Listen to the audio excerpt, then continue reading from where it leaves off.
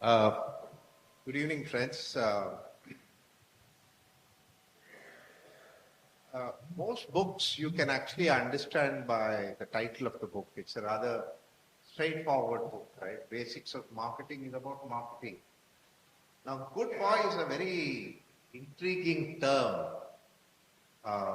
So, but I must say that as a coach, as a student of human behavior, and as an observer of social changes, I genuinely believe, Karthik, this is a very, very important. And I have been personally quite excited about talking to many people and encouraging you to share this idea because it's very important to understand um, the place of the Indian male in society, at home, and at work, especially because the Indian female is evolving so rapidly and changing in such an astronomical pace that a lot of the question and answers can come from understanding the Indian male. So maybe it would be useful to ask you a couple of things. Firstly, about the book, Karthik. And then what I'd like Sharda to do is, because especially she works with a lot of women in roles of leadership, I'm sure she'll have some questions from that point of view. Lax, I'm sure you have questions on what it means, including the questions you asked. I'd like you to join. And I have some questions for whether the good boy is actually a good thing or not a good thing for organizations. Right? I think a lot of these are there. But first, maybe you can spend a little bit to describe the good boy in a way that someone can ask themselves, am I a good boy or not? Is a good boy a good thing or a bad thing? I think some very basics would be in place. Sure. Thanks, Dennis. Good evening to everybody, and thanks for being here today. I'm going to take a little detour before answering the question. I'm just going to ask you, when you hear this word good boy or good boy syndrome, spontaneously can you just say any image that comes to your mind? That image can be a person, a character, it can be a word. LKG. What else? Sorry? Conformist. There you go. Gandhi. Nerd. Samathu Payan. Nalla Payan, Samathu Payan. Mama's boy. We hear only the male voices in this room, which also must be saying something. Rahul Dravid, yes. Lord Rama. Interesting. So you see, you look at these patterns, that itself says something to us. Roger Federer, yes, absolutely, thank you. Sorry? Calvin and Dennis. Yes, sir. Thank you. So, you see, this is good boy. I still haven't heard any woman's voice yet. Just registering for the record. And maybe it's putting immense pressure on the women to say, okay, no, am I supposed to say something? Etc. Yeah? Maybe the good girl syndrome. Maybe. A lot of people have asked me why I haven't written about that. Sorry, next book. Hopefully, fingers crossed. Well, so this itself gives us a sense of who this good boy is. What is this good boy all about? Because it's not that you see him in some planet Jupiter or in some other orbit somewhere else. The good boy is right here, within us, in each of us. It's not gendered. Whether it's a man or a woman, there is an element of goodness in each of us. Of course, there are. Societally and biologically, there are differences to what a good girl is and what a good boy is. We'll probably come to that later. But thank you for sharing the metaphors. They are actually very, very informative. Essentially, why I thought I should write this was somewhere I think partly it started off with being a bit of an autobiographical look. I mean, at some point in time, I was sitting down and looking at my own life and saying, what has been my life all about, right? What have I done with my life? And I'm sure many of you must be asking this question yourselves, right? Sometimes you sit in the evening and then say, what have I been doing in my life? What's my life all about? How have I shaped it? Not necessarily negatively, right? Some of us ask this question with a sense of maybe looking forward. Some of us look backward, maybe with regret, maybe with pride. So I was going through that process myself and I said, okay, I looked at it, then some patterns became very evident. So many of these words that you have used could have applied to me also. So it started there. And then as I also, like Sharda, Ganesh and several others here, I'm also a coach and I'm also my profession, I'm a consultant and I coach, I facilitate, I work with human beings and human systems in various places. And I was increasingly seeing this all around myself. So wherever I went, I saw, okay, so this person is a shade of a good boy, or this person is not a good boy, but there are some aspects of him that I can understand. So this whole thing was that it was not something just applicable to me. I was seeing it all around. Maybe there is something very pervasive about this, the good boy, that is not hidden in some corner or is not just lodged in one microcosmic entity called me. He seems to be all around. So that was a very important thing, puzzling over this thing. What is this about? Then as I started looking at it more and more introspectively and looking at myself and looking at other people through this emerging lens of this good boy, I think many features started becoming very apparent to me. So very apparent, and perhaps answering one of Lakshmi Narayan's questions, the good boy really is, who is the good boy is a very interesting question. Now, if you look at a very interesting observation by Lakshmi Narayan, this is my own book. So he said, Karthikeyan, you're the first person I've seen for his own book. He has written so many post-it notes. He said, I mean, you should be much more confident of what you have yourself written. But I said, look, that put me in touch. This is the good boy. You know, this is the good boy in some sense. And then I said, after that, looked at when it was a good provocative input from my side. I felt like tearing off all those post-its. Okay, let whatever come. But so the good boy essentially is one who, and you can answer this good in different ways, but the way I have tried to approach it is to say he is that person who upholds the order. Whatever that order is, the order is maybe the family expects something and says you have to be this, or maybe society expects from you. Maybe your organizational role expects something from you. Maybe your children expect something from you. No matter what the larger configuration or context that is laying down some expectations, the good boy is one who abides by it.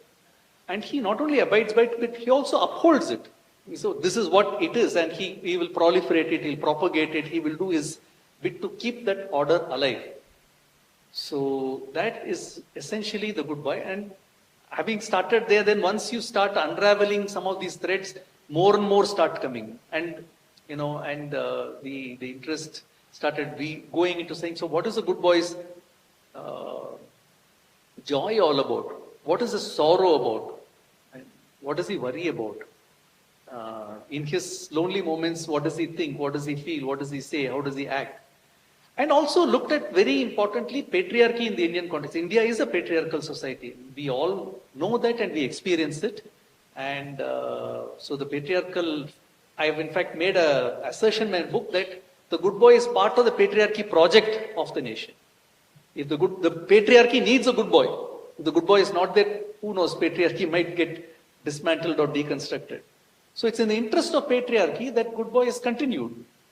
And it shows up in organizational spheres. So corporates are no exception to it. You have the good boy everywhere. Now this will all throw up the question, is the good boy good or not good, etc. Right? And that's a question Ganesh is asking, Lakshmi also asked. Now I'm not going to answer that immediately, but we will try and explore that during the day's conversation. So that's what I want to start with. Excellent. Very good. Dax, do you have a question from the list you had? Yeah, the first question is just holding back and answering, is the good boy a good or a not so good thing? But the The other question that came to my mind when we first met a couple of weeks back was also that, is this a book about defining a good boy in a family surrounding, or is this something that you can take away something from this to a corporate life as well? I would like to know what you think. Does it transcend roles? Yeah, absolutely. Just to a lot of definitions about a good boy, that we all spoke about here is more from a familial surroundings, what defines a good boy, and we all had different versions of that. But in a corporate setup, if you say who's a good boy, I'm assuming there will be a fairly homogeneous response to this.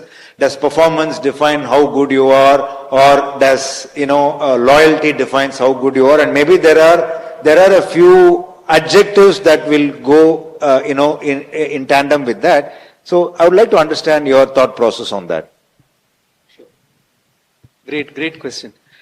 So the good boy is not the captive property of any particular system. So for example, if you look at the family system, you will find a whole lot of good boys in the family system. You look at corporates, you will find a whole lot of them. So what I've in fact done in the book, you will see, is that there is a whole chapter called the corporate good boy. And those of you who are picking up the book, and I hope every one of you will, please read that chapter, because you're part of your management people, you're part of Madras Management Association. There's something about the corporates and the way the good boy shows up in the corporates is very interesting. And essentially, if I go back to the definition of the good boy, he upholds the order. Now, what does that mean? It's very interesting that it is not about moral compass of what is considered good or bad in society's eyes that the good boy necessarily subscribes to. Whichever context he is in, whatever is the order that is held as significant by that system, he will play according to those rules. Most striking example is in India, we have heard, not just in India, it happens in several other countries as well. You've heard of honor killing? Killed for honor. No? Very shocking, deplorable, shameful blot in the reality of society. And very often, it's carried out by the brother of, so let's say the girl has gone and gotten married to somebody who's outside her caste. Who's commissioned to go and kill that couple? The brother of the girl. Very often. You'll find some deviations here and there, but 90% of the cases. And that person, in the eyes of the family, do you think that person is a good boy or is a bad boy? In the eyes of the family, he's undeniably a good boy. He has acted according to the honor of the family. So he's upheld the honor of the family. In the eyes of society and law, he may be, a criminal.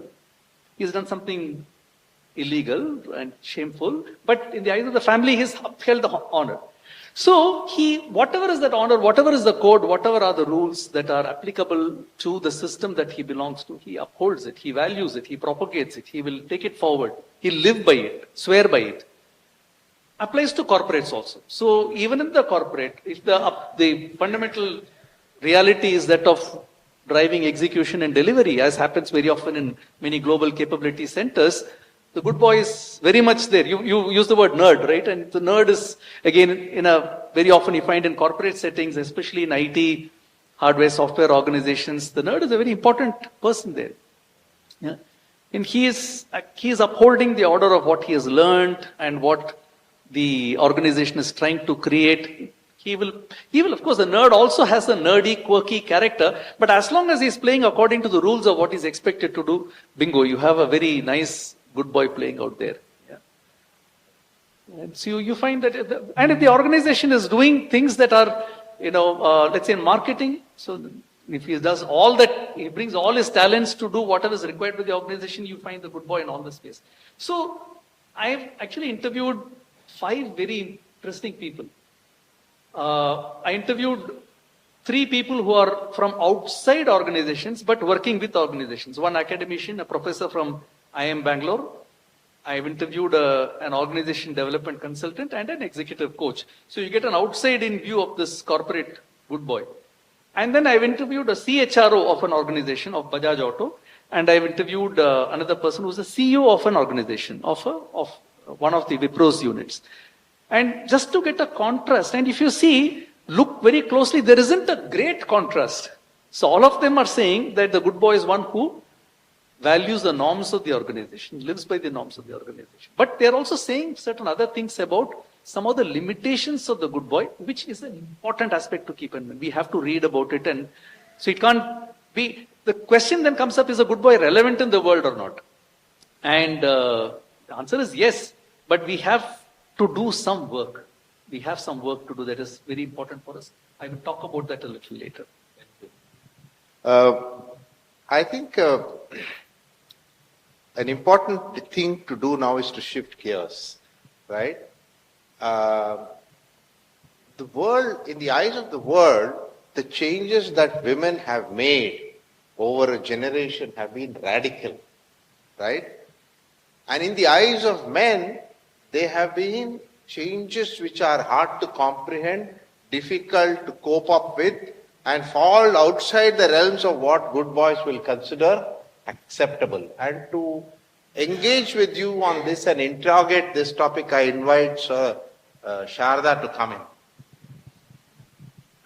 Thank you, Ganesh.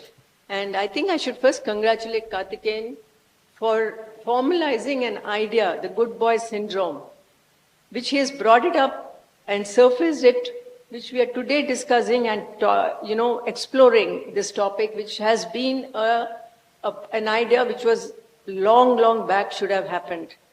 Because in my long experience of having worked with a lot of men in corporate sectors and women of late, young women whom I'm coaching, women who are in a stage when they are building up their profession, their family and their life, I come across quite a few instances where they are grappling with this challenge of a partner or a teammate who is probably showing a great portion of this good boy qualities.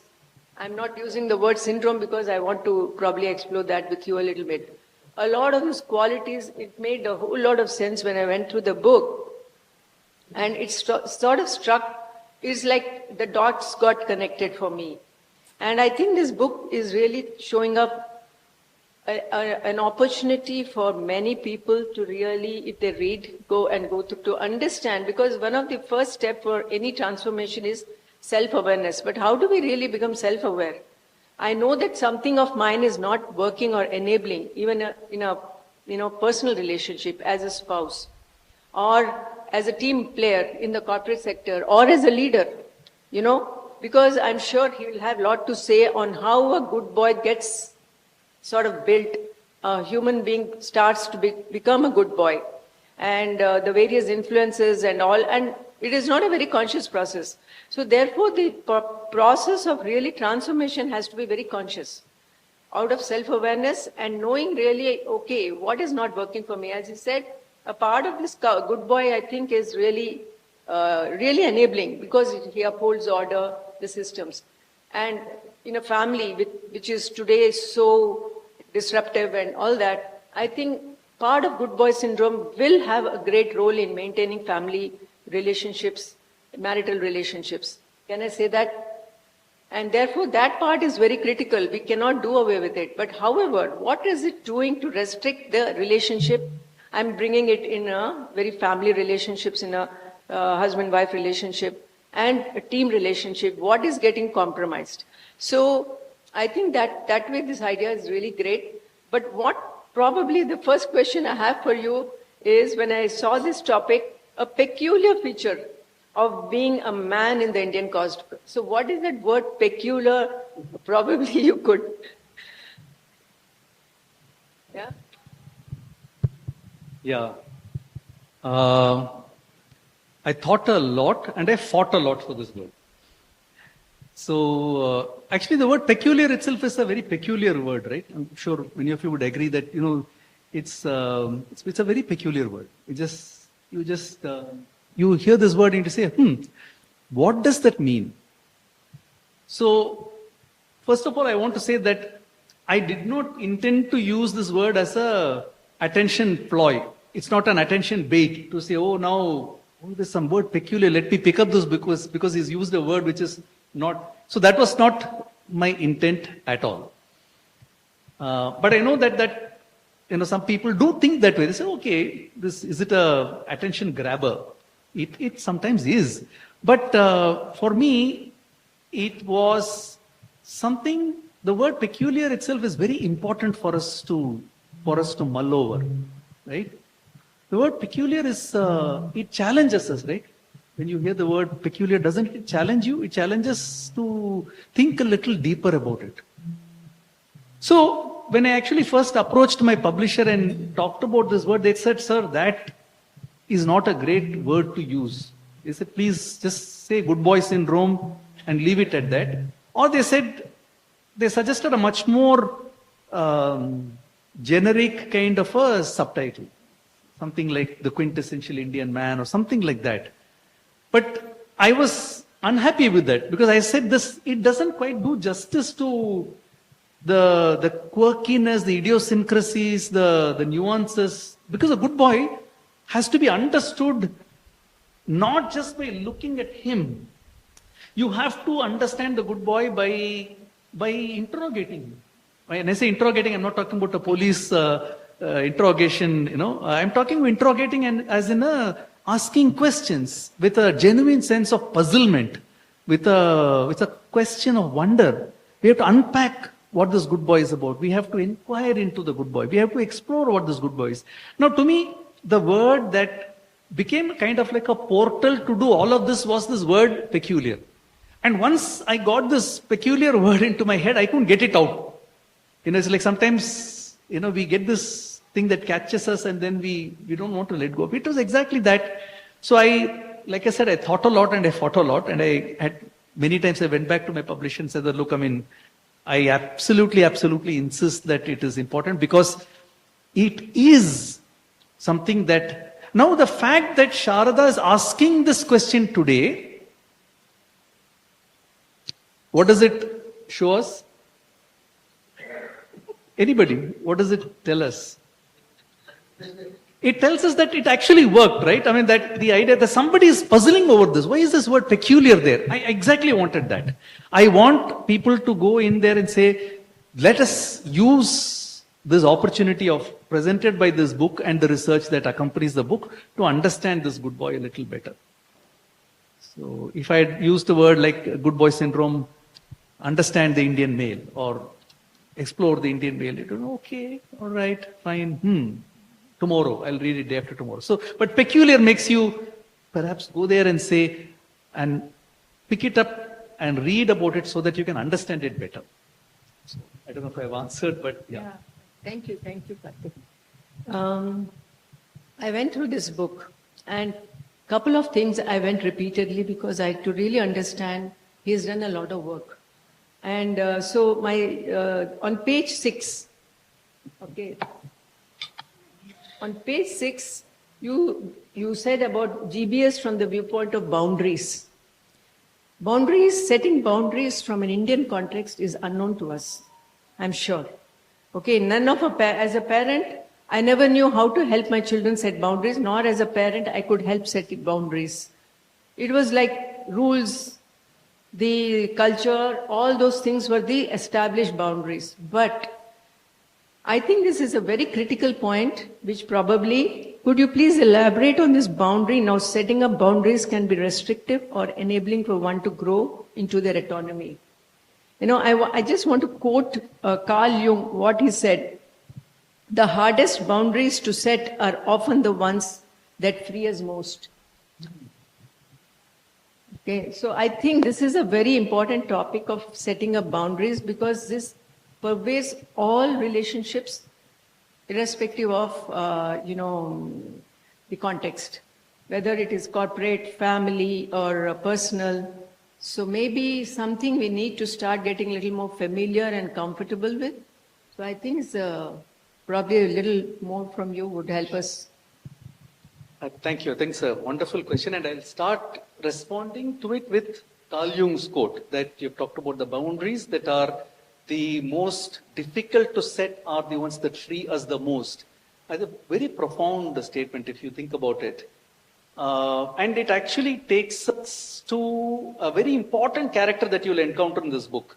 So when I write about the good boy syndrome in this book, it's not just about the good boy. The good boy is standing on a spectrum of multiple identities. Okay, so if you read this, you'll find that on one side, there is somebody whom I have called as a self-centric boy. Now, by the way, there are no bad boys, no? So I know somebody used the word bad boy, but there are no bad boys, right? So there are, what's that? Did somebody say anything? Sorry? He's a bad boy, okay. Maybe he released a movie by that name. So in the spectrum that I've tried to describe, I have talked, well, the good boy is there, but on one side you have somebody called the self-centric boy, not self-centered boy, self-centric, and there is a reason why I've called that. Then there is somebody called the equivocal boy, who's not self-centric, who's not the good boy either, he's somewhere in between, Trishangu. Yeah? And then you have the good boy. And then you have somebody called the ungood boy. And then you have the pluricentric boy. The ungood boy is the one who is in many ways the counterpoint of the good boy. He's not bad. Now the ungood boy is what you get when you work with Jung's quote, very interesting one, which is the boundaries that are the hardest to set are the ones that free us the most. So the ungood boy works very hard to set his boundaries. Because for him it doesn't come easy. The good boy, for the good boy, he does not have to set boundaries. What does the good boy have to do? He has to adapt to and live within the boundaries that are given by the system that he is part of. The ungood boy is not like the ungood boy says, okay, this is what the system is telling me to do. Maybe I should do something slightly different. Maybe I should challenge it. Maybe I should do it slightly differently. The book I have quoted my own example that, when I grew up, I am a Tamil Brahmin boy, grew up mostly in Coimbatore and Madras. Now I still call it Madras. I'm so glad you're called Madras Management Association, right?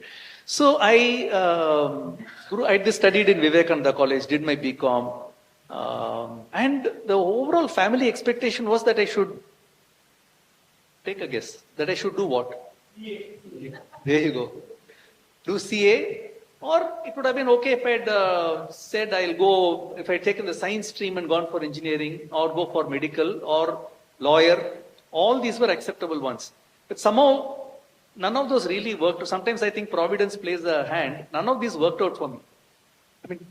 I took the commerce stream and I didn't feel confident enough to take the CA. I did the entrance exam, but I was diffident. I heard people saying, CA va, 5 varsham padikanu sir, neenga inter pass padradhukku 5 varsham. You'll take 5 years to even clear inter. In those days, maybe people do it very differently these days. So I felt very diffident about that. So one of my friends, he said, look, why don't you try this thing called MBA?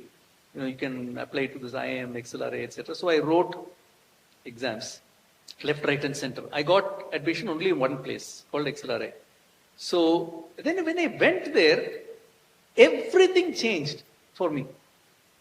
What rules, regulations, and boundaries that I was living by they were blown away to the wind, by the winds of XLRA. I know Ganesh is also an XLRA. So, it challenged my notions of what it means to live within boundaries. So in some sense, XLRA was when I started exploring the ungood boy for myself, the first time.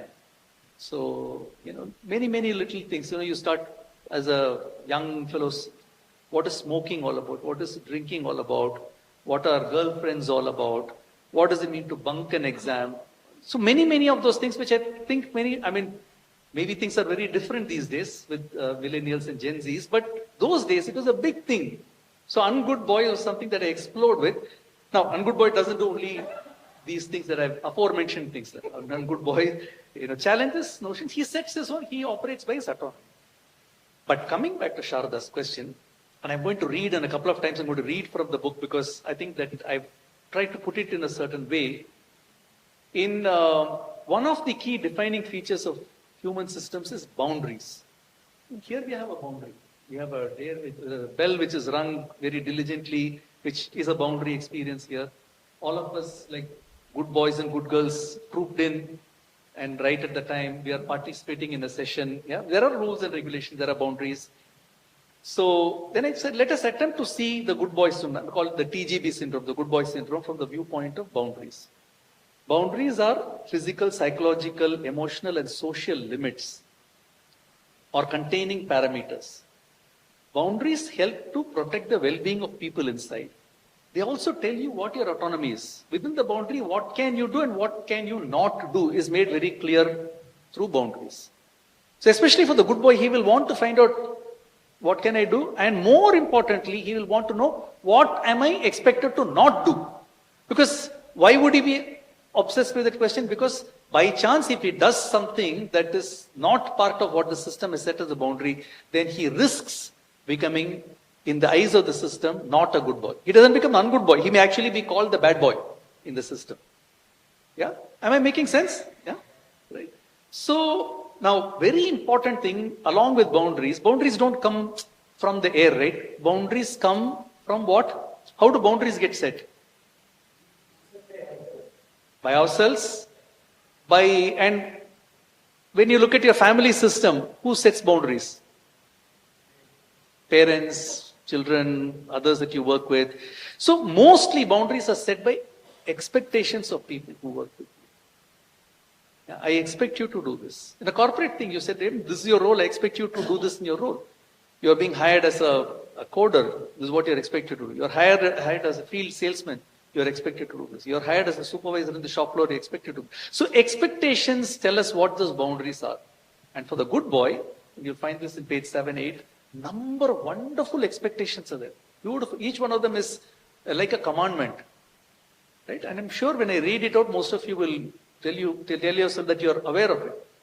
Take responsibility, be the provider. One good boy expectation. Contain your emotions. Don't show all your emotions. So good boys are expected to not reveal all their emotions. They are even expected to maintain a stoic face, not reveal the emotions. Respect your elders. Another expectation. Don't ask too many questions. And if at all, ask questions